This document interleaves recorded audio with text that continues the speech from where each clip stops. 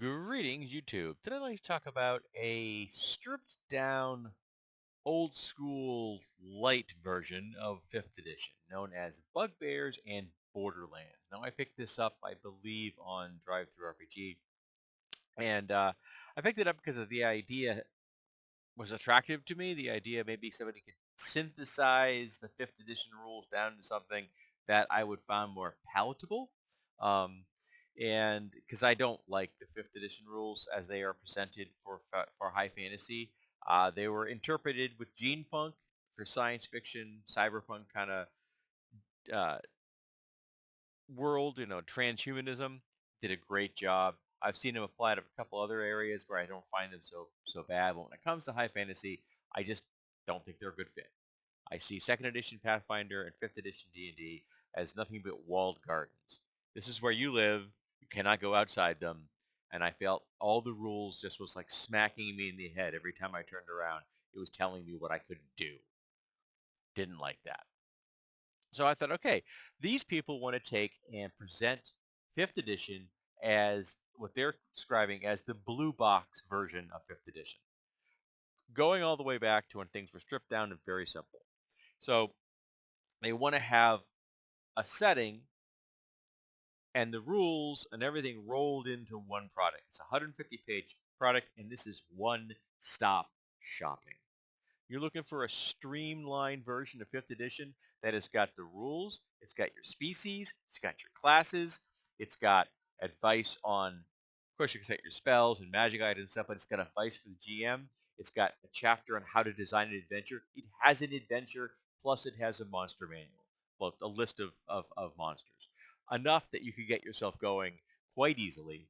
And and because the everything is stripped down, the number of things you have to come up with in your own to create new creatures is much simpler. You could just look at any 5th edition book out there and very easily interpret those creatures within this B&B game, Bugbears and Borderlands, and beyond that. You probably do it in your head if you're a good GM. Also, the artwork in this, absolutely stunning. Not only is it just great black and white artwork, just line work is so clean. It is so well done, but it is incredibly reminiscent of first edition stuff. I'm looking at this and I'm like, it was just plucking at my heartstrings while also being new art, original stuff. So well done. So one of the things they did, which I think 5th edition and heck for that matter, Pathfinder 2nd edition should have done, they got rid of stats. Okay, so you just get bonuses and negatives. That's it. A 0 means you're an average person. -1, you're not too good at something. +1, you're above average. You get the point. Um, and they did that in the 5th edition monster manual, which is weird to me. It's like, you did it for the monsters. Why couldn't you have done it? Yeah, for whatever. You understand the concept. You just decided not to apply it everywhere. Um, So that was good. Each species has a description giving the kind of unique abilities they have. Everything is literally like a paragraph for each species. It's very toned down, bare bones. There's not a lot of stats and stuff. I like those kind of things. I like the stats. I like the crunching, but I understand the attraction of something that is small, concise, easily absorbed, and you're on your way.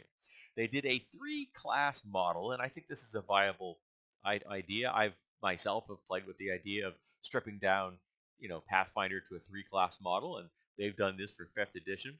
And the first being the fighter, and of course a bunch of sub areas you can go into if you want to become like, a rangery guy, you want to become an archer, you want to become a tank, so you can be barbarian. So there's a bunch of different ways to go with this class. And it's enough room and stuff that you can be able to express anything that you want to play for a fighter type. And the archetypes they've come up with are simple enough that if you don't see something you want, I don't think it would be difficult to interpret your own version therein. You just know, okay, this little, blurb they've got here says I get 4 class abilities, and this is the levels, and so it would be pretty easy to create your own down difficulty. Then you have the expert. This is your skill monkey. Perfectly acceptable. Covers all the skill monkey different ideas. Okay? Everything you can think of, this class has got it. Awesome. Um, and then we come to the spellcaster.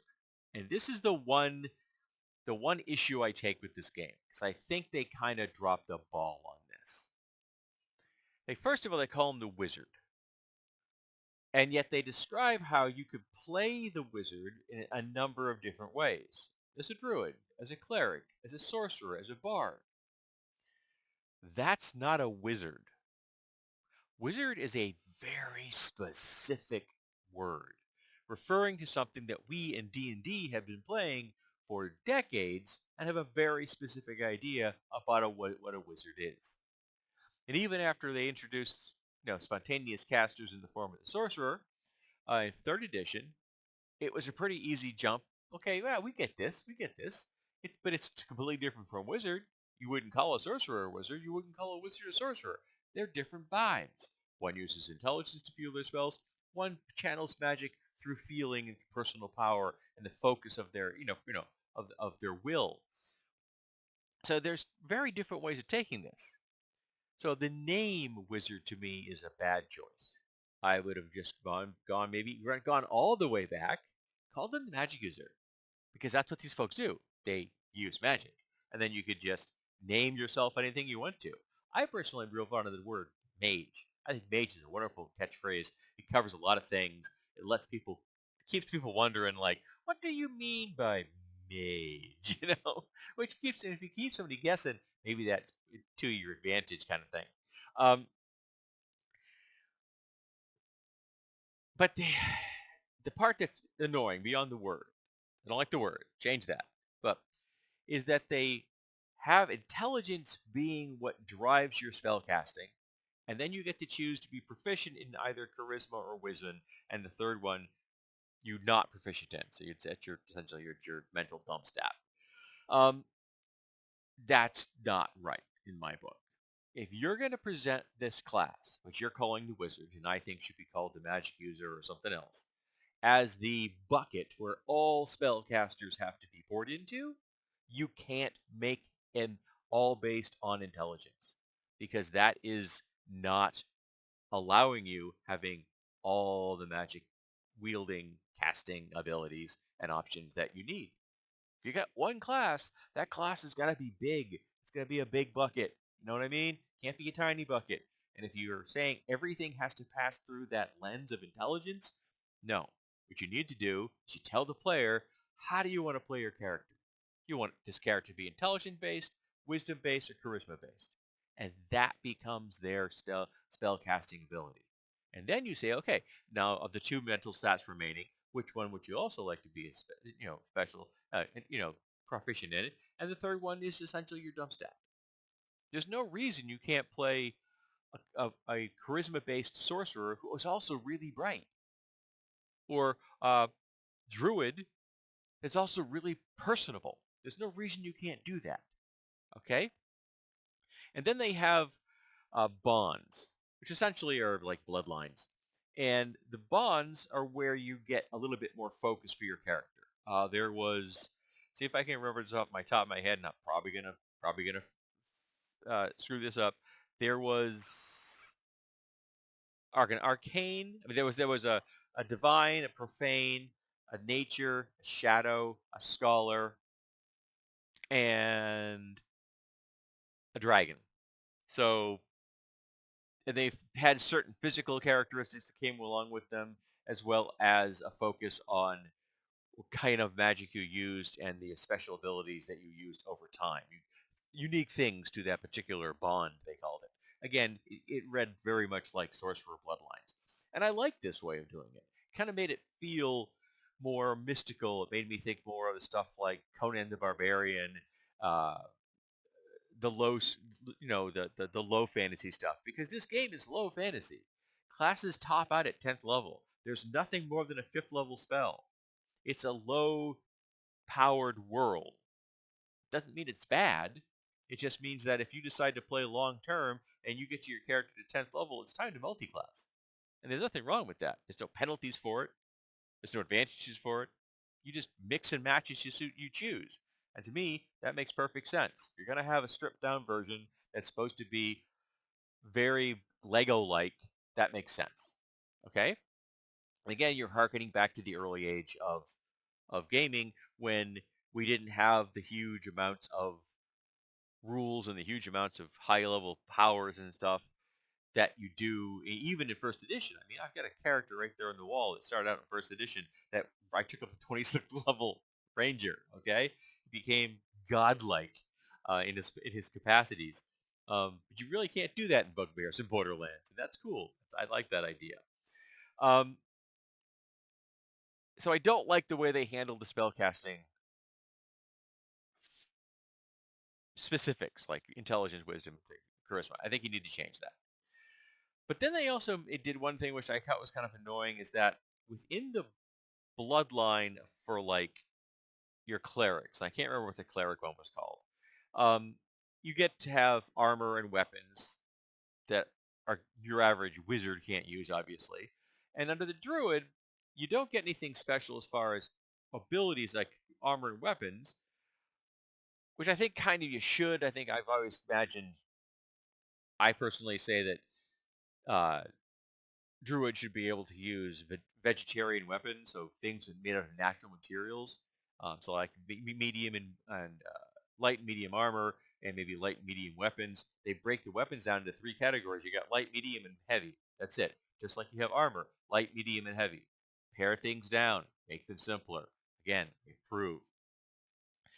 But the shape shifting, the wild shape, is something you can do one time a day for 1 hour per level.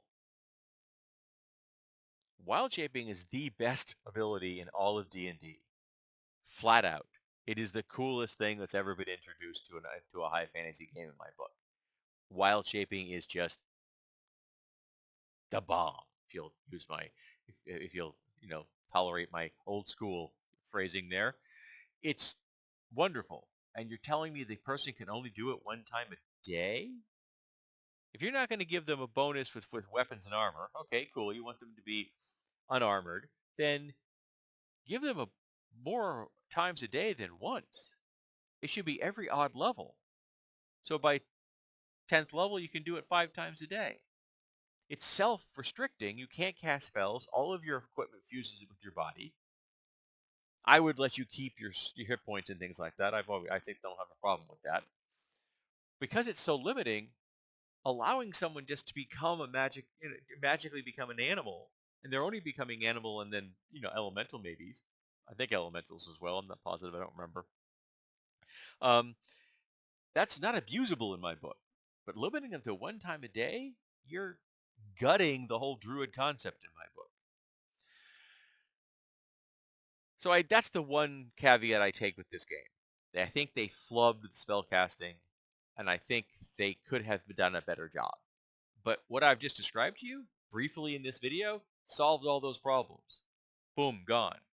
You don't need to bitch at the people that made it. You just need to look at their Lego kit and say, hey, you know something? I really like this Lego kit you presented with me. And I've decided I'm going to reconfigure this particular thing the way I like it. It fits right in with the vibe of the entire game. All right? So if you're looking for a pared down version of 5th edition, that's got the disadvantages and the advantages, got the conditions. I mean, even the pared down version of this game has a lot of conditions. I mean, I smiled when I read the list of conditions. I'm like, yeah, it's still got a hell of a lot of conditions. Um, if you're looking for that, one-stop shopping, 150 pages, not going to break your bank. I don't think it was a whole lot of money, if I remember correctly. I think this is something you're going to want to take a look at. I know that I was really pleased with reading it. And if someone were to say, hey, we want to play 5th edition, this is what I'd run. This is what I would want to play. Because I don't like the 5th edition rules, but this version of the 5th edition rules I find completely acceptable. It makes me think of low fantasy or lower fantasy, because 5th level spells are still pretty powerful. Lower fantasy type of games. It made me think of 1st edition. Okay? In not a bad way, because you don't have to take all the negative things we had with 40 years ago and apply them now. We've learned lessons. We can do better. Um, we just need the kind of stripped down rules that help support that. And I think this game does that. So if you are looking for that, Bugbears and Borderlands has got you covered. I highly recommend you go check it out. Again, I don't believe it was all that expensive. One-stop shopping, everything you need's in that book, and you're going to be good to go.